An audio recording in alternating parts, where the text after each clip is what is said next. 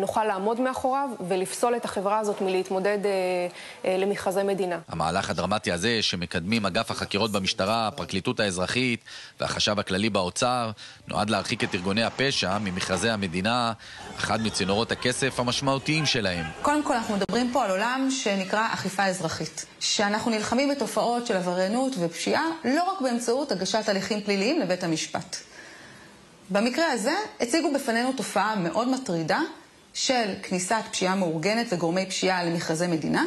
ואחרי שאנחנו בוחנים את מובהקות המידע ואת עדכניות המידע, אנחנו מקבלים החלטה לעשות את הפסילה או הוצאה של אותו קבלן מתוך אותו מאגר. באתר הזה שבשגב שלום המדינה מנסה להקים כבר עשור שכונה חדשה ללא הצלחה.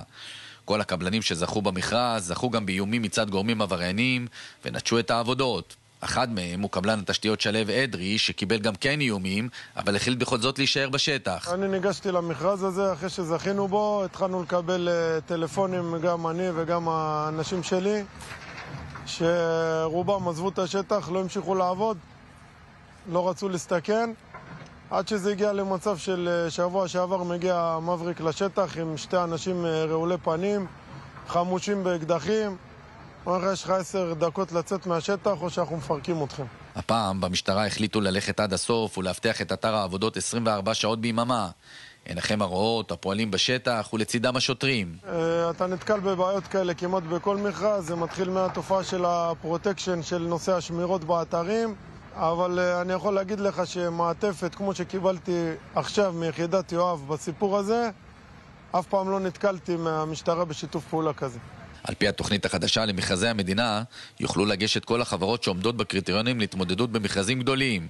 איתנות כלכלית, רווחיות, ניהול תקין, ועכשיו גם בחינה של המודיעין המשטרתי. אם המודיעין יצביע על קשר עסקי עם ארגון פשע, היעזרות בארגון פשע כדי לזכות במכרז, או שכספי הזכייה במכרז הועברו לארגון פשע, אותה חברה תיפסל.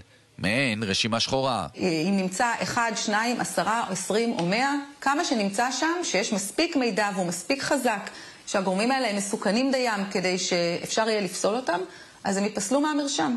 אנחנו לא נחזיק ונתחזק רשימה שחורה, אלא אנחנו נוודא שאותה רשימה שחורה לא כלולה בתוך אותו מאגר של קבלנים מקצועיים שעושים עבודה מצוינת.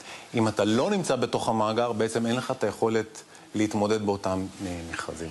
מלבד 3 החברות שנפסלו, 5 נוספות קיבלו מכתבי התראה, ובמשטרה מעריכים כי בשנה הבאה הרשימה השחורה של החברות שלא יוכלו לגשת למכרזים תמנה כמה עשרות. אחת מהן, שנפסלה כבר עכשיו, נחשבת למוכרת מאוד בתחום.